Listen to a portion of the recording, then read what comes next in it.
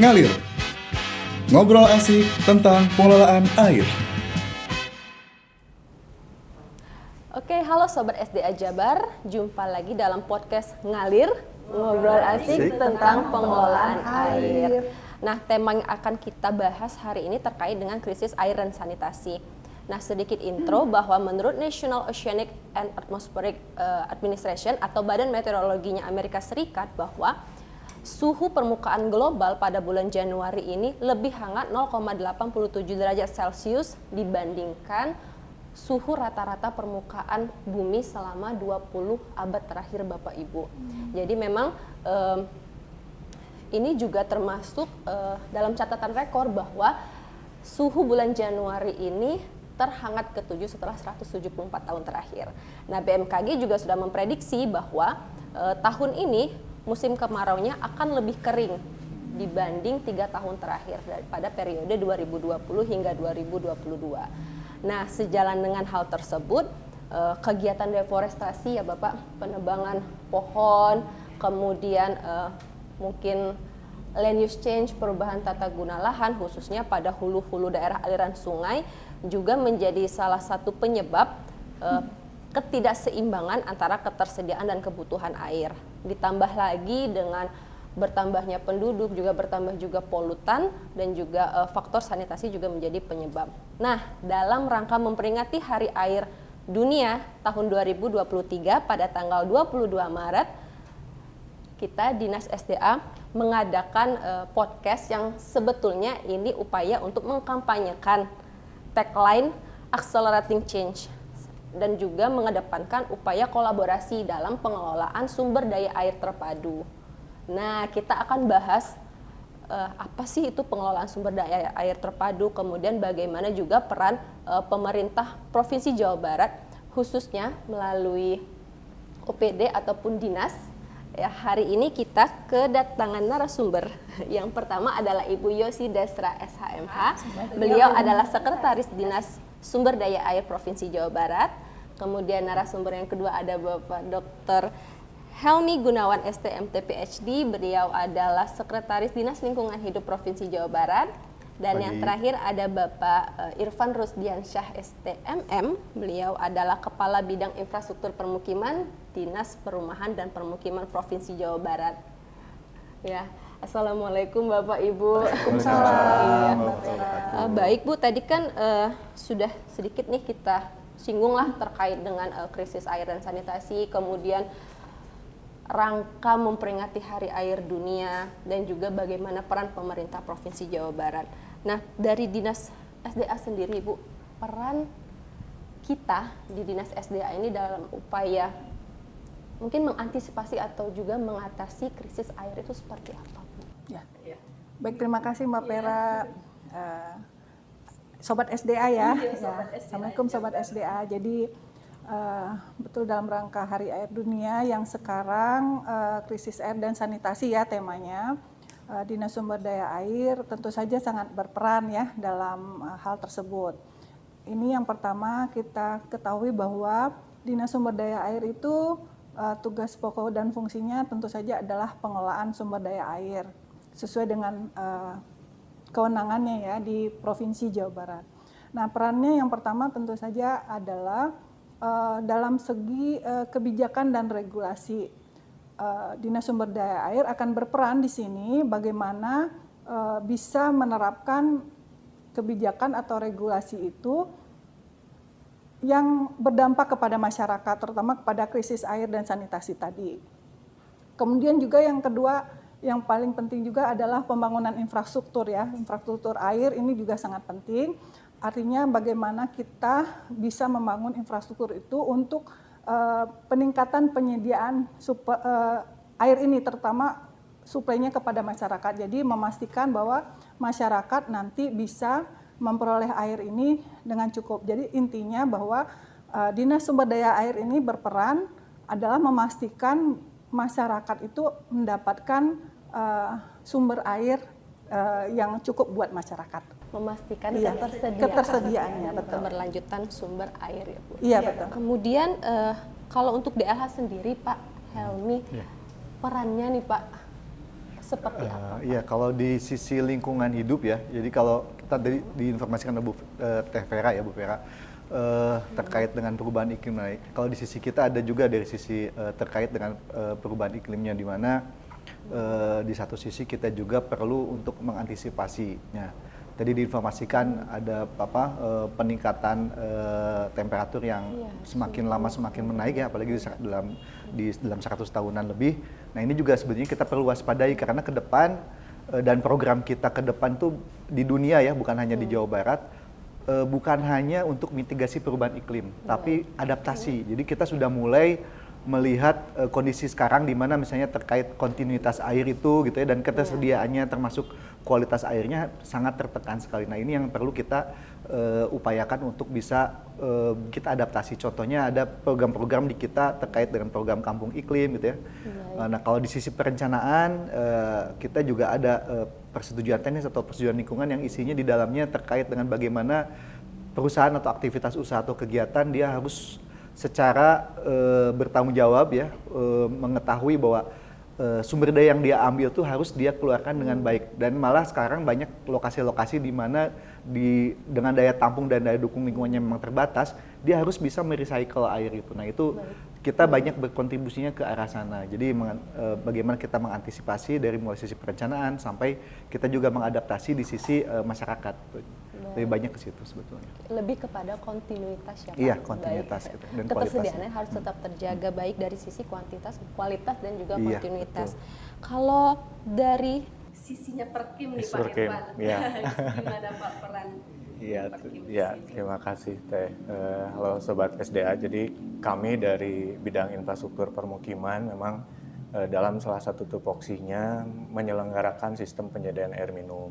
Kami selaku user dari pemanfaat air baku, sehingga mulai dari tahapan persiapan, perencanaan, tahapan pembangunan juga memang harus mengedepankan nilai-nilai kualitas air, kemudian kuantitasnya juga harus bisa memenuhi kebutuhan masyarakat di wilayah perencanaan, dan juga kontinuitasnya. Jadi bagaimana kami juga dalam merencanakan sebuah SPAM atau sistem penyediaan air minum itu, kontinuitas airnya itu bisa 24 jam dalam satu hari, 7 hari dalam satu minggu, atau 30 hari dalam satu bulan. Dan kebetulan keterbatasan air baku juga memang menjadi isu strategis kami di dalam penyelenggaraan SPAM, sehingga di dalam proses perencanaan bagaimana kami mengoptimalkan idle capacity dari air baku yang ada, kemudian memanfaatkan sumber-sumber air yang masih tersedia, dan juga kita mencoba untuk melakukan monitoring dan evaluasi untuk menurunkan tingkat kebocoran air. Karena setelah kami evaluasi itu dari PDAM yang ada di Jawa Barat itu tingkat kebocoran airnya sangat tinggi. Artinya air yang dikelola oleh perusahaan daerah air minum itu digunakan oleh masyarakat tanpa dibebankan untuk pembayaran pembiayaan dan pemeliharaan. Padahal di dalam satu komponen tarif air minum itu kan salah satunya untuk pemeliharaan air baku atau sumber air. Barangkali itu, Bu. Sehingga kami juga senantiasa melakukan edukasi kepada kelompok masyarakat untuk menekan penggunaan air. Berarti ini erat kaitannya dengan efisiensi penggunaan air. Betul, ya Pak? Iya. Betul. Nah, memang sudah kita dapat nih jawaban dari versi SDA, DLH, dan juga Perkim. Nah, intinya adalah kolaborasi ya Bu, Sekdis dan Pak Sekdis. Nantinya butuh kolaborasi. Nah, ini sesuai juga dengan tagline tadi, Hari Air Dunia, bahwa accelerating change, di mana pengelolaan sumber daya air terpadu itu harus adanya kolaborasi. Tidak bisa dilakukan oleh satu pihak saja ya Pak, karena memang penanganan krisis air bersih itu tidak bisa dilakukan oleh satu pihak. Kompleks, harus adanya kolaborasi. Nah, kemudian berbicara tentang target SDGs, Bapak, kita kan tahu bahwa target SDGs 2030 adalah terciptanya air bersih, akses aman air bersih 100%, dan juga sanitasi layak. Ini juga seperti kita tahu juga bahwa ini tertuang juga dalam RPJMN 2020-2024. Nah, salah satu komponen utamanya disebutkan kembali air bersih dan sanitasi. Nah, kalau dari DSDA nih Bu Yosi, upaya kita untuk menerapkan pengelolaan sumber daya air terpadu itu bagaimana, Bu? Mungkin langkah-langkah komprehensif apa yang sudah pernah kita lakukan untuk meningkatkan hal? Ya, Dinas Sumber Daya Air tentu saja akan berupaya untuk mencapai target dari SDGs itu ya. Jadi sudah berupaya melakukan pengelolaan sumber daya air secara terpadu dan berkelanjutan gitu ya. Ini dibuat dengan strategi-strategi tertentu dan juga dengan melibatkan masyarakat seperti itu. Kemudian yang jelas juga yang dalam bentuk fisik adalah kita coba membangun juga infrastruktur untuk penyediaan air bersih terutama. Nanti kerjasamanya pasti dengan Perkim juga dan dinas lainnya ya yang terkait. Jadi bagaimana kita membangun infrastruktur dan sudah dimulai ya dari tahun-tahun kemarin Jawa Barat membangun infrastruktur tersebut seperti tadi agar masyarakat dapat mudah mengakses air bersih gitu ya untuk kehidupan masyarakat. Dan yang paling penting untuk Dinas SDA adalah menerapkan 5 pilar sumber daya air ya. 5 pilar itu ada pengendali daya rusak, kemudian konservasi, kemudian ada pendaya gunaan sumber daya air, kemudian ada sistem informasi dan peran masyarakat dan swasta itu juga menentukan dalam pencapaian SDGs tersebut. Ya. Nah kalau dari DLH Bapak terkait dengan peningkatan kualitas air dan juga mungkin terkait dengan pemulihan ekosistem air Pak, bagaimana Pak? Maksudnya apa langkah-langkah yang sudah dilakukan oleh DLH Pak untuk menanggapi hal tersebut? Iya. Kalau dari sisi DLH ya terkait dengan konservasi air memang ya tadi sebenarnya ada diinformasikan di awal terkait dengan bagaimana kita merencanakan pengelolaan sumber daya air itu harus betul-betul continue gitu ya. Jadi continuitasnya harus bisa terjaga. Nah dari sisi awal kita bukan hanya dari sisi aktivitas untuk misalnya industri ya. Nah kita lebih banyak ke misalnya untuk ke kabupaten kota kita mencoba untuk menginformasikan bahwa setiap wilayah di Jawa Barat itu memiliki ecoregion-nya masing-masing. Jadi mereka memiliki wilayah-wilayah yang memang secara naturalnya sendiri dia tuh bisa menyediakan air itu atau tata airnya yang baik. Nah, kita di situ memastikan bahwa kajian lingkungan hidup strategis kita itu harus memperhatikan bahwa kegiatan aktivitas pembangunan yang ada tuh harus bisa menyesuaikan diri dengan kondisi yang ada gitu. Jadi mau tidak mau dia usaha apapun juga harus meyakini bahwa di situ tuh sebetulnya lokasi-lokasi yang memang air itu menjadi menyerap ke sana dan bisa dikeluarkan. Nah, jadi tidak bisa pada saat misalnya contoh kita membuat sumur resapan ataupun dia biopori atau apapun juga di lokasi-lokasi yang memang sebetulnya dia tidak cocok gitu ya untuk wilayah yang memang untuk menjadi resapan. Nah ini beberapa kegiatan kita coba contoh dengan misalnya kita kan di Jawa Barat ada Perda Imbal Jasa Lingkungan. Jadi aktivitas usaha atau industri yang dia mengambil air gitu ya banyak mengambil air atau memanfaatkan air dan dia mengambil air sebagai kegiatan aktivitas produksinya mau tidak mau dia harus melakukan upaya konservasi. Nah itu yang kita coba di situ. Jadi banyak yang telah dilakukan, salah satunya mereka membuat sumur-sumur resapan di lokasi-lokasi yang memang diharuskan dia untuk melakukan konservasi tersebut. Jadi tidak bisa di wilayah-wilayah yang sembarangan, jadi seperti itu. Jadi sisi yang lainnya ya yang pasti bahwa kalau kita bicara krisis air memang dari sisi kualitas memang yang jadi ketersediaan banyak nih melimpah, tapi dari sisi kualitas tuh dia tidak layak, dia malah tercemar ataupun dia cemar ringan atau sedang, tapi dari sisi kesehatan kan itu tidak layak untuk diminum. Nah ini hal ini yang memang harus kita diskusikan bersama gitu ya, karena kami yakin kalau dari pemerintah Provinsi Jawa Barat sendiri pasti nggak akan bisa untuk mengantisipasi itu. Kita harus bersama-sama dengan seluruh komponen masyarakat gitu. Jadi untuk melakukan upaya-upaya yang paling baik gitu, untuk dilakukan konservasi dan kualitasnya menjadi lebih baik itu saya mungkin. Baik. Kalau dari sisi Perkim Pak, ya. Bagaimana Pak langkah apa yang sudah dilakukan oleh Perkim Pak? Memang berat ya target SDGs untuk air minum sanitasi ini 100%. 100% pada 2030. Tapi bagaimanapun juga kami dari pemerintah Provinsi Jawa Barat sudah memiliki strategi. Pertama mendistribusikan target pencapaian SDGs air minum dan sanitasi tersebut ke pemerintah kabupaten kota, karena bagaimanapun juga berdasarkan Undang-Undang 23 2024 tentang pemerintah daerah ya yang menjadi kewenangan penyelenggaraan SPAM di wilayah kabupaten kota itu adalah ranahnya kabupaten kota.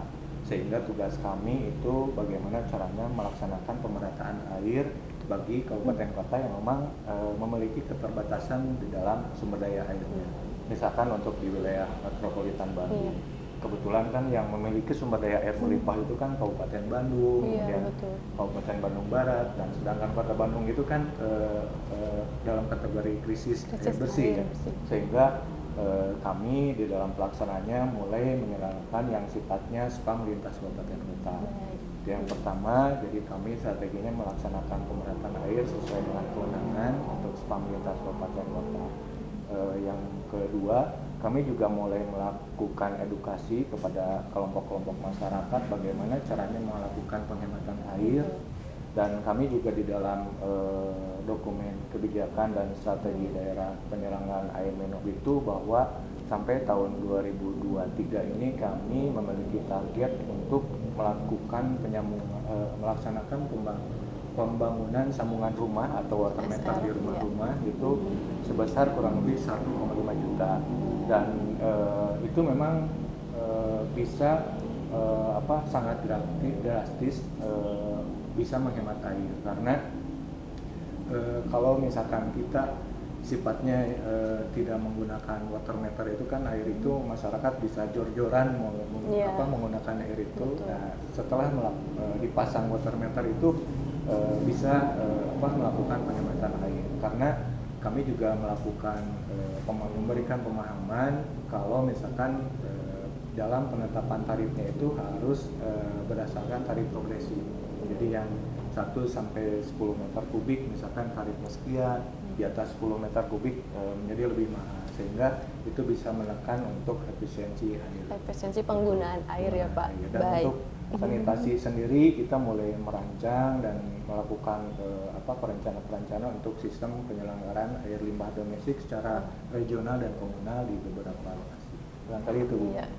Tentunya ini erat kaitannya Pak, pengolahan air limbah terhadap menjaga kualitas air ya Pak Helmi. Betul. Kemudian pasti banyak tantangan Pak yang dihadapi untuk mewujudkan hal tersebut, untuk mencapai target SDGs, kemudian untuk mengelola sumber daya air secara terpadu. Kalau dari Perkim Pak, tantangan terbesarnya apa Pak? Iya, tantangannya memang yang terasa sama kita ya ekosektoral. Karena memang beberapa wilayah juga merasa, pertama secara administratif merasa bahwa sumber air itu berada di lokasinya. Dan yang kedua memang sekarang kita sama-sama tahu dimanapun juga memang termasuk keadaan atau kondisi krisis air Bu ya, itu sehingga rebutan. Jadi jangankan untuk berbagi, istilah untuk memenuhi kebutuhan air di wilayahnya juga memang ini sangat terbatas. Sehingga kita juga membutuhkan secara regulasi, artinya ada perjanjian kerjasama. Kemudian memang secara tahapan pembangunannya juga kalau untuk penyelenggaraan air minum dan sanitasi itu investasinya cukup besar, sehingga kita memang membutuhkan kolaborasi baik itu dengan pemerintah kabupaten kota, pusat ataupun bahkan sektor swasta. Baik. Kalau dari segi DLH Pak, tantangan terbesarnya apa? Karena di sisi kita kan lebih banyak capaiannya itu adalah kualitas air ya, salah satunya sebenarnya kualitas lingkungan hidup, tapi di dalamnya terkait dengan kualitas air, indeks kualitas air. Nah, yang paling berat menurut kami sih lebih banyak di bagaimana mengantisipasi atau mengelola sumber-sumber pencemar nirtitik istilahnya kalau sekarang, atau non point source lah kalau di udara. Jadi contoh dari limbah domestik yang tadi diinformasikan kan itu menyebar ya. Nah itu kita sangat sulit gitu untuk bagaimana bisa mengontrol limbah domestik yang ada. Kalau kita lihat saja contoh kita kasus yang Citarum gitu, kenapa kita selalu nilai indeks kualitas airnya rendah, karena emang banyaknya di koli gitu ya, di total koli, di fekoli gitu ya, yang menjadi parameter yang memperberat kualitas air yang ada. Jadi bukan hanya dari sisi pihak industri gitu ya, karena kalau industri kan sudah jelas kan dia pasti kalau tidak taat pasti akan kena sanksi ataupun lebih lanjutnya. Kalau yang domestik kan karena banyak juga dan menyebar itu memang yang sangat sulit. Yang kedua adalah mungkin dari sisi peternakan gitu ya, dan hal perikanan juga sama. Jadi beberapa contoh yang terjadi di Karamba Jaring Apung yang ada di Das Citarum kan ada beberapa lokasi yang sampai sekarang memang agak stagnan ya. Beberapa hal mungkin sudah dibenahi tapi tetap menjamur seperti itu. Jadi kualitas air itu menjadi semakin sulit. Nah, ini mungkin yang harus kita waspadai bersama gitu ya untuk bisa mencegah atau mengurangi timbulnya si pencemaran air lebih banyak. Jadi lebih banyak ke situ, ke nirtitik seperti itu. Oke. Kalau dari DSDA Bu Yesi. Iya. Tantangan dari DSDA mengenai ini yang pertama adalah karena pertumbuhan penduduk yang sangat cepat ya. Jadi pasti akan membutuhkan air juga yang kebutuhan yang sangat banyak. Jadi akan ada tekanan kepada sumber-sumber air seperti itu, dan ini akan mempengaruhi kepada kualitas air itu. Itu yang pertama. Kemudian yang kedua adalah perubahan iklim juga. Jadi banjir, kekeringan itu juga berpengaruh kepada ketersediaan air seperti itu. Dan yang banyak juga terjadi, ini tantangan juga Sobat SDA, yaitu adanya konflik penggunaan air. Jadi jangan salah, pengguna air itu baik dari industri, pertanian, bahkan masyarakat ya, itu kadangkala sering terjadi konflik. Jadi kalau sudah ada konflik menimbulkan ketegangan, itu juga tantangannya. Solusinya tentu saja ya tadi sudah disebutkan oleh Pak Irfan juga Pak Helmi, ya kita kolaborasi ya. Ini penyelesaiannya harus secara bersama-sama, holistik, baik itu dari segi kebijakan, kemudian juga peran masyarakat itu juga penting gitu. Gitu barangkali ya. Bu. Nah, terkait dengan peran masyarakat Bu, apakah di dinas-dinas ataupun OPD sudah ada katakanlah program ya atau langkah konkret untuk meningkatkan peran aktif masyarakat terkait dengan menjaga kelestarian air? Kalau dari DLH sendiri, apakah sudah ada Pak? Iya, kita ada program Kampung Iklim. Yang kampung kita diinformasikan. Jadi selain mitigasi perubahan iklim, di mana misalnya kita harus mencoba untuk mengurangi karbon gitu ya. Jadi harus mengurangi karbon yang keluar. Kita juga ada upaya adaptasi. Nah, adaptasi ini yang lebih banyak kita lakukan, terutama dengan yang tadi perubahan iklim yang ada itu, kita membuat embung gitu ya, membuat resapan dan lain-lain, atau misalnya water harvesting gitu, jadi memanen air dan lain-lain. Itu juga perlu kita lakukan karena ke depan krisis air semakin nyata gitu ya, apalagi dengan temperatur yang sekarang saja sudah 1,2 derajat gitu ya, kan batas kita tuh sebetulnya di 1,5 itu harus dibatasi karena akan lebih parah lagi. Nah, sekarang juga di 1,2 itu dampak-dampak perubahan iklim itu sangat besar gitu. Tadi ada ekstrim iklim, ada cuaca curah hujan juga tinggi juga gitu. Jadi ada beberapa hal yang menjadi ekstrim yang itu memang kita harus benar-benar mengantisipasi. Nah, salah satunya dengan program Kampung Iklim itu setingkat RW saja harus sudah mulai bisa gitu. Bukan hanya terkait dengan kita memanen untuk memanen air dan lain, tapi kita juga harus berketahanan terhadap pangan juga gitu. Jadi mau tidak mau setiap minimal di level RW itu sudah mulai mengetahui nih lokasi-lokasi mana di RW tersebut atau di tingkat kelurahan tersebut yang bisa menjadi bahan pangan yang baik gitu. Hal itu yang memang harus kita coba mulai dari sekarang gitu. Hal kecil yang sebetulnya dampaknya sangat besar ya Pak. Betul. Nah, kalau di Perkim Pak, apakah sudah ada program ataupun ya mungkin langkah-langkah konkret lah untuk meningkatkan peran masyarakat? Iya, tentu saja ya, apalagi sebagaimana kita ketahui bersama ya Sobat SDA, jadi Citarum itu kan dinobatkan sebagai sungai terkotor ya, dan alhamdulillah Dinas SDA, Dinas LH dan Disperkim kan sudah punya program bersama ya Pak Sekdis. Jadi kita punya program Citarum Harum. Citarum Harum ya Pak, betul. Salah satunya juga selain kegiatan fisik konstruksi, kita juga memberikan edukasi. Itu untuk penataan sanitasi di kawasan Citarum. Kemudian yang kedua, untuk memberikan edukasi juga kepada masyarakat, kami sudah rutin Bu menyelenggarakan webinar klinik sanitasi juara. Memang itu dibuka untuk umum, kita bisa membuka forum konsultasi kepada masyarakat luas gitu. Dan untuk pembinaan kepada kelompok masyarakat penyelenggara SPAM, kita di Provinsi Jawa Barat sudah membentuk kelompok penyelenggara SPAM perdesaan, dan itu ditetapkan oleh SK Pak Gubernur. Jadi ada kelompok penyelenggara SPAM desa tingkat provinsi, kabupaten dan kabupaten kota. Itu di mana salah satu misi kami memberikan edukasi agar tadi sudah disampaikan juga masyarakat itu bisa melakukan efisiensi air, salah satunya melalui tarif progresif. Mungkin itu Bu ya, sudah dilaksanakan oleh Disperkim. Iya betul Pak. Kalau dari segi DSDA nih Bu Yosi, mungkin program atau mungkin langkah apa sih Bu yang udah kita lakukan untuk meningkatkan peran masyarakat? Ya. Pada prinsipnya sama dengan Disperkim dan DLH, jadi kita harus sering ya melakukan sosialisasi gitu ya kepada masyarakat, bagaimana mereka harus menggunakan air, kemudian juga kita melalui media sosial, informasi-informasi juga kita sampaikan tentang pengelolaan sumber daya air ini, jadi masyarakat juga mengetahui bagaimana sumber-sumber air harus dimanfaatkan seperti apa. Kemudian juga yang paling penting adalah regulasinya juga harus ketat ya, harus baik gitu ya. Artinya kita harus menjaga sumber air ini dengan aturan-aturan, nanti akan ada hak dan kewajiban dari masyarakat juga. Dan yang paling penting juga adalah keterlibatan masyarakat. Kalau di Dinas Sumber Daya Air sendiri, misalnya gini ya, kita kan mengeluarkan izin tentang air permukaan gitu ya. Jadi ketika mengambil keputusan itu bisa melibatkan masyarakat, salah satunya dengan perkumpulan P3A gitu ya. Mereka bisa memberikan masukan apakah layak atau tidak gitu ya diberikan izin untuk pemanfaatan air permukaan gitu.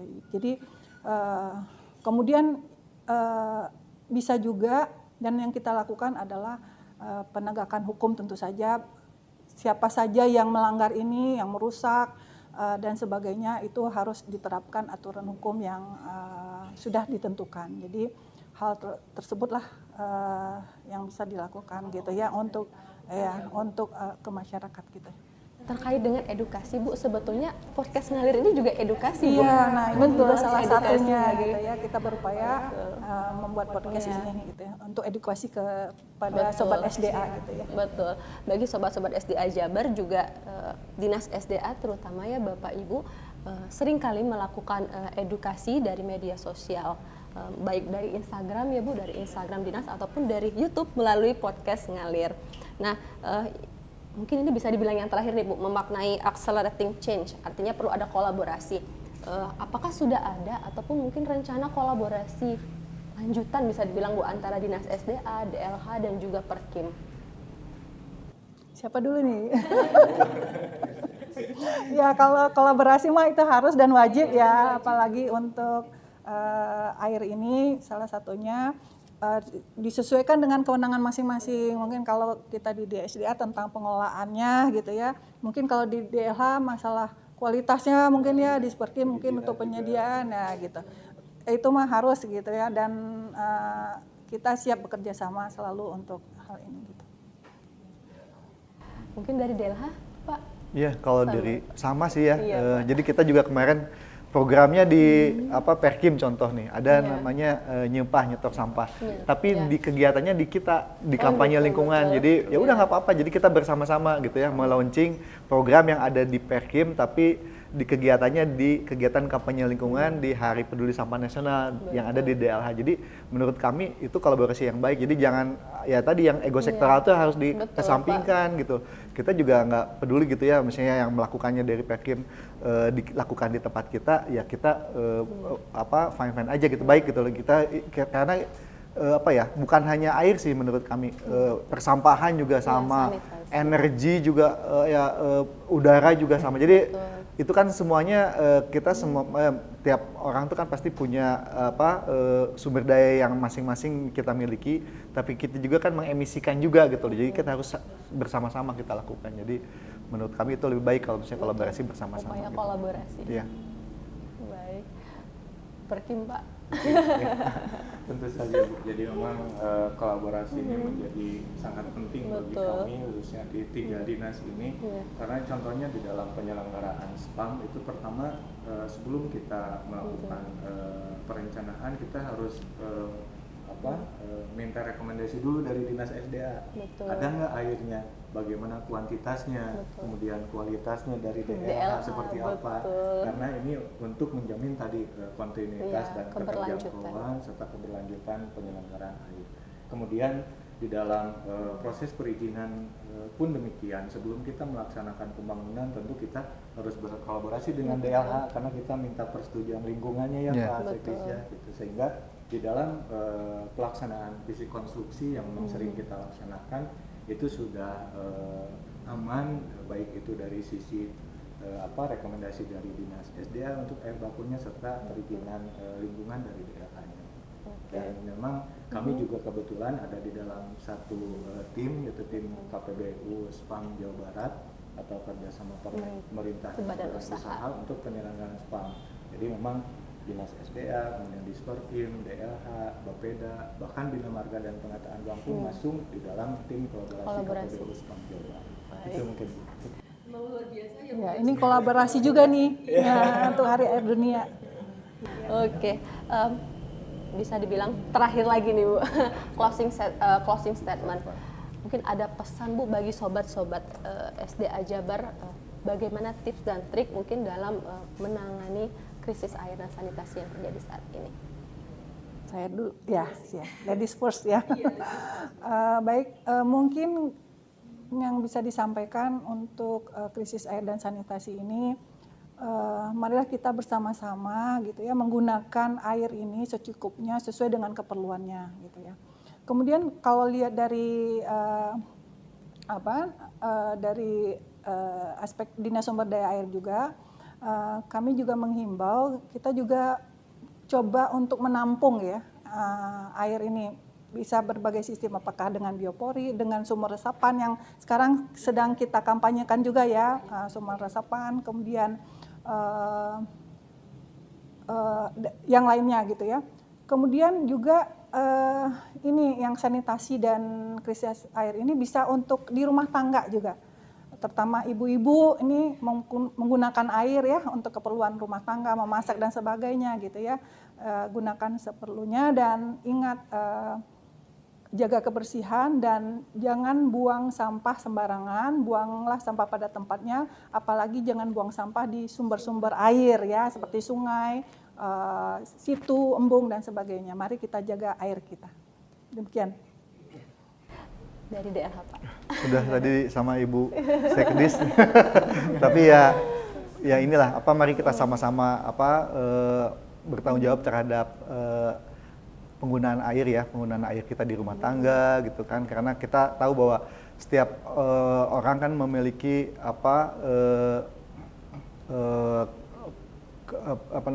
konsumsi airnya masing-masing ya, tapi kan ada standarnya lah. Nah, standar untuk kita minum dan kita gunakan untuk keperluan sehari-hari kan sudah jelas ya. Jadi misalnya kalau untuk keperluan sehari kan 100 atau 120. Nah, ini kita harus bagaimana kita mencoba untuk menggunakan air atau merecycle air yang ada di rumah tangga kita. Contoh, karena kita di Jawa Barat tuh alhamdulillah ya diberikan oleh Allah atau Tuhan ketersediaan air yang melimpah ya, terutama banyak istilah nama ci gitu kan, itu sebetulnya kita diberikan anugerah yang sangat banyak, makanya kita harus menggunakan air kita dengan baik-baik gitu, jangan menghambur-hamburkan air yang ada di tempat kita. Dari contoh misalnya tadi kita memanen air hujan, karena pasti air hujan itu sangat banyak menggelontor di mana-mana. Nah, ini kita harus memanen air, dan menurut kami sih sebaiknya memang sudah mulai di tingkat-tingkat perkantoran atau apapun juga harus ada water harvesting-nya gitu. Jadi jangan sampai kita menyedot air dari air tanah atau air tanah dangkal gitu ya, air tanah dalam yang kita akhirnya mengurangi si sumber daya air yang ada gitu. Jadi kita harus bertanggung jawab terhadap diri kita sendiri. Itu saja mungkin. Baik, Pak Irfan. Penutup ya. Penutup Pak. Ya, Baik. penutup, saya hanya mungkin ingin mengutip pepatah dari orang luar. Jadi kita mungkin bisa hidup tanpa cinta, tapi kita tidak akan bisa hidup tanpa tirta. Itu saja mungkin. Terima kasih Sobat SDA. Iya, kita kasih aplaus dulu deh buat para narasumber kita hari ini. Sebenarnya luar biasa. Mungkin sedikit menyimpulkan ya Bu, bahwa upaya kolaborasi itu penting, dan yang tidak kalah penting adalah peran serta masyarakat dalam menjaga dan melestarikan sumber air untuk dalam rangka mengantisipasi ataupun mengatasi krisis air. Nah, boleh mungkin saya mau pantun Bu. Ku berlari meninggalkan jejak, mengejar dia sampai ke dermaga. Gunakan air dengan bijak agar masa depan terjaga. Terima kasih banyak Bapak Ibu sudah berkenan hadir dalam podcast Ngalir hari ini. Banyak banget ilmu ataupun mungkin insight baru ya bagi Sobat SDA Jabar terkait dengan pengelolaan sumber daya air. Semoga apa yang kita bicarakan hari ini bermanfaat bagi kita semua.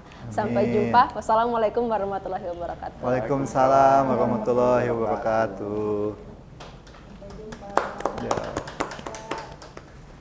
Mari kita jaga air. Untuk masa depan. Dimulai dari kita dan mulai dari sekarang untuk Jabar Juara.